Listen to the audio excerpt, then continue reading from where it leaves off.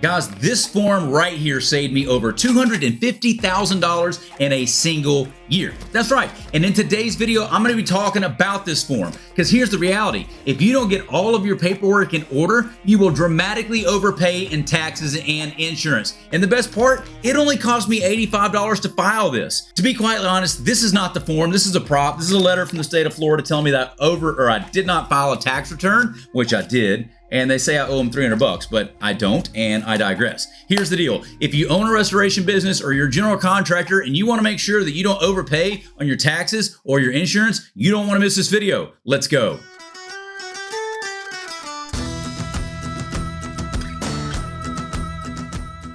All right, guys, so in this video, we're going to be doing this in two different parts. Number one, we're going to break down the form. What is this form? How is it so important? We're going to break down the math and look at how it saved me all that money. And then later on in the video, I'm going to walk you through just some general restoration and general contracting insurance 101. If you're going to be setting this stuff up in your business, it's important to get it set up the right way. The reason why I'm doing this right now for you guys is because I recently just went through and had this form filed out because I'm starting a new restoration company. Yep, I'm starting a brand new one right down here in Florida, and I'm documenting it all on YouTube. Be looking out for that playlist, okay? But this is just an exercise that I saw. So as I was going through this process and doing this, I was like, hey, I should probably make a video. So that's what we're going to do today. So what really brought this whole thing up is I was talking to a client, okay, the other day. I'd actually filed this exemption already myself, and I was talking to a guy, and he had already started his restoration company, and they were already doing like $60,000 or $70,000 a month, and he had never heard of this exemption. I was like, bro, you better get this thing filed. And because I've already been through this with my first and second restoration company, and so I already knew what it was. So what it is, this is a workman's comp exemption, okay? And the reason why you need to have this filed is because if you don't file the exemption, you will have to pay workman's comp on your own income. And so a lot of you guys, when you get started, you might start as a single member LLC, and if it's just you in an LLC, in many cases, you'll be considered a sole proprietor, in which case, now we're getting into like accounting stuff that I'm not qualified to talk about. But here's the deal. In many cases, unless you're set up as an S Corp, then every penny that you earn is going to be considered income, okay? And you will owe taxes based off of that. So specifically, the workman's comp that we're talking about, in general, at least for me here in Florida, workman's comp and or in Tennessee, typically workman's comp will cost you somewhere around 30%, okay? So if you wind up generating, let's see, I pulled this thing up, so bear with me. So in this hypothetical example that I came up with, if you are doing roughly $1 million, okay, and you've got a couple guys that are on your team, roughly a 50% margin, that's going to be $500,000 that you will earn as income, okay? And if you don't have this workman's comp exemption filed, then you are going to owe 30% of that $500,000 to workman's comp. And the worst part about it is this: you can't even file a claim on yourself when you own the company.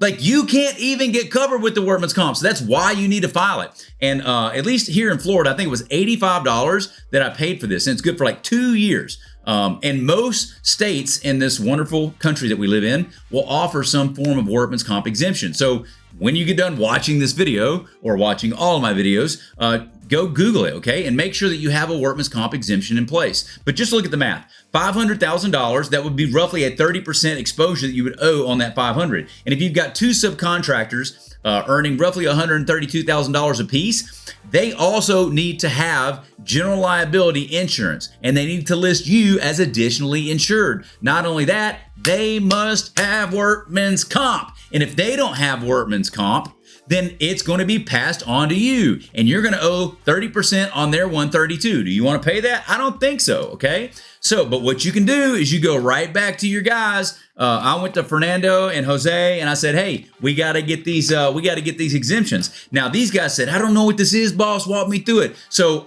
I literally, I'm not being racist. Like, that's literally how they said it. Fernando, Rodrigo, and Jose. All three, my dogs, my boys, okay? All in Tennessee. But so they didn't know what they were doing, okay? And they said, can you help me, boss? I was like, Simon Bato, yes, I can help you. What I did is I would help them fill everything out. And in Tennessee, you actually had to have general liability, a business license, and then the workman's comp exemption. Pro tip. If you are a contractor, it is in your best interest to make sure that all of your guys, everyone on your team, W-2s, subcontractors, everybody, they're all set up to win accordingly. And it is your job to make sure that they have that. So what we would do is I would walk them and show them how to properly set up a business, how to properly get insurance, how to properly get a workman's comp exemption. Why? Because if they didn't do it, I was going to pay for it, and I didn't want to pay for all that. Does that make sense? Hey, and by the way, guys, if you like watching this content, will you please do me a favor? Hit the like and the subscribe button, drop a comment down below, let me know where you're tuning in from. Number one, I read them all and I'll respond to them.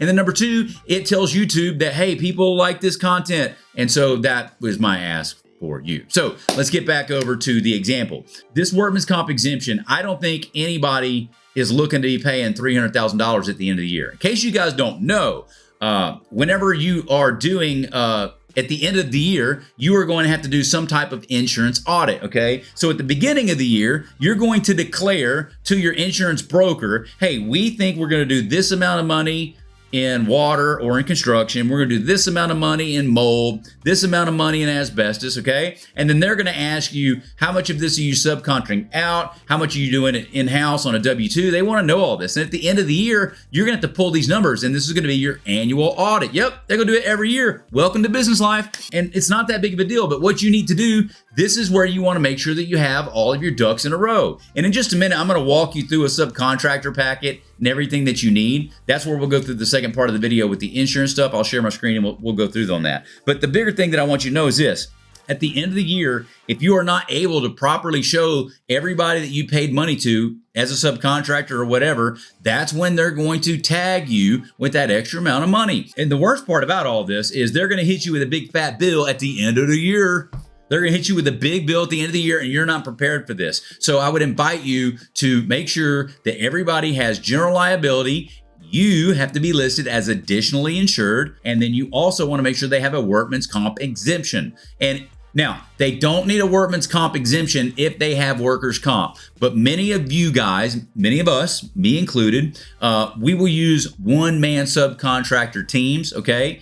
And most of you guys know to tell them to get insurance, but you don't know to tell them to get workman's comp. And if they don't have workman's comp, your insurance auditor is going to ask you for a copy of their comp. And when they don't have the comp and you can't produce that exemption, buddy, you're going to pay that money. You don't want to do that. So at this point, we've talked about the workman's comp exemption, how valuable it is. Just Google it in your state, all right, and go through there and do that. Now, the next thing I want to do is I want to share with you a handful of things that you need to have when you're getting your insurance, and then I'll walk you through some other documentation. And I know all of this because I just got done filling this out for my new business. Hey guys, real quick, in case you didn't know, I help people just like you grow and scale your water damage restoration business. If you are interested in me helping you grow and scale your company, go to workwithshane.com. We hop on a 15-minute call to see if we're a good fit. Workwithshane.com. Now, let's go back to the video. All right, so now let's dive into the types of insurance. Y'all try to stay awake for this. It's pretty boring, but you want to make sure that your ASS is covered, okay? Number one, you're going to need general liability. Most everybody gets a good general liability policy, so that's no surprise to anybody. Get a good general liability policy. Typically, you're going to want $1 million per occurrence, $2 million aggregate, okay? If you don't know what that means, just tell your agent that that's what you want. And if you don't know who to use, drop a comment down below and I'll tag back my guy and you can get a quote from him. And like in general liability, basically what this covers is like if you crack or scratch a floor, that's what general liability is going to cover, okay? That's the part of insurance going to come in and they're going to pick that up and fix that for you, okay? Or if you flood a house, you break a water line, that's going to be your general liability policy. The second thing you're going to need, we just talked about it, is workman's compensation. Not everybody will need workman's comp if you're a one-man show in the beginning, but you're at least going to need the exemption. That's what we talked about. Workman's comps will be required probably in just about every state in the union, especially for the codes that we're going to be in restoration. So even if you're exempt, you still want to make sure that you've got workman's comp for any of your employees. And if you've got any subcontractors, they need to produce general liability with you additionally insured and a workman's comp policy. If they don't have the workman's comp policy, make sure they have the workman's comp exemption. And that exemption only covers themselves. So let me tell you this. If you have Rodrigo and Rodrigo has Jose working for him and Rodrigo gives you the exemption, that exemption does not cover Jose.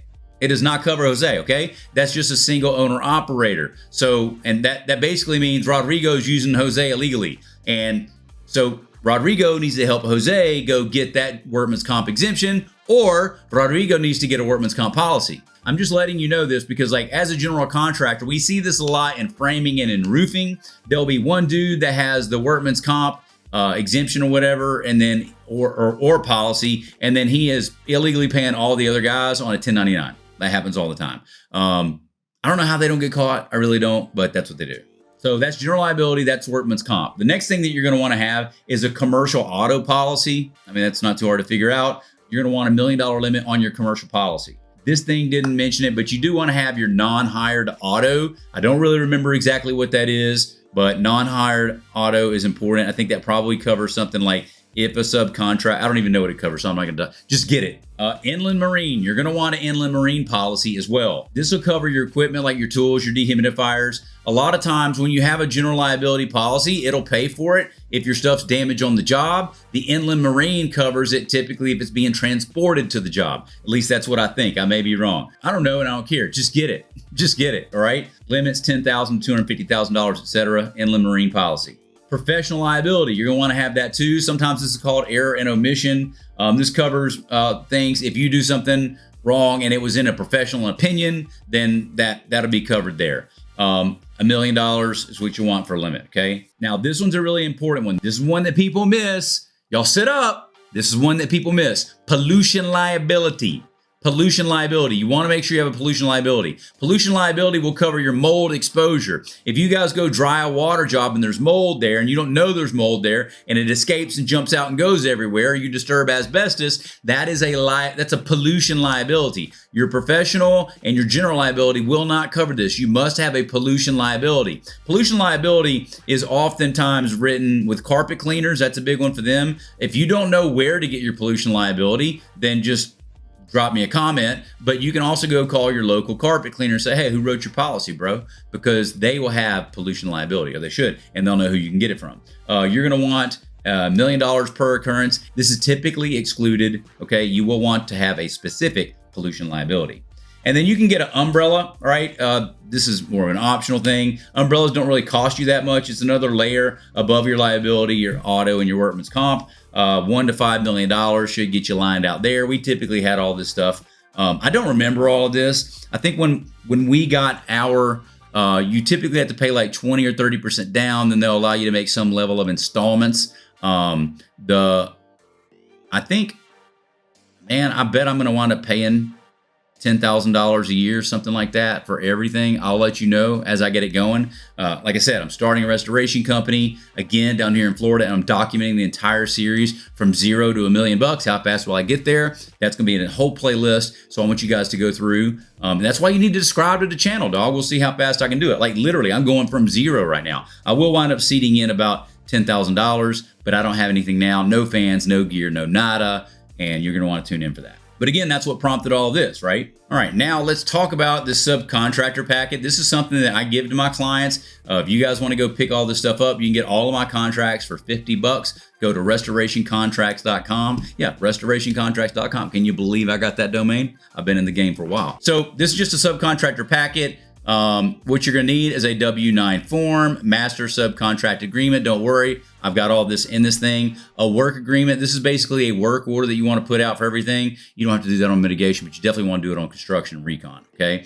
Pro tip: if you're going to hire a subcontractor to suck up water in the middle of the night, or if you're going to hire a subcontractor to come take out cabinets and help you a demo, for the love of all things good, make sure that you guys have an agreement or an agreed price on how much he is going to get paid to do this work. Do not just blindly hire somebody and expect that it's going to be okay. This is a really good way for you to get handed a $10,000 invoice and you're only going to get paid $3,000 for insurance for that service.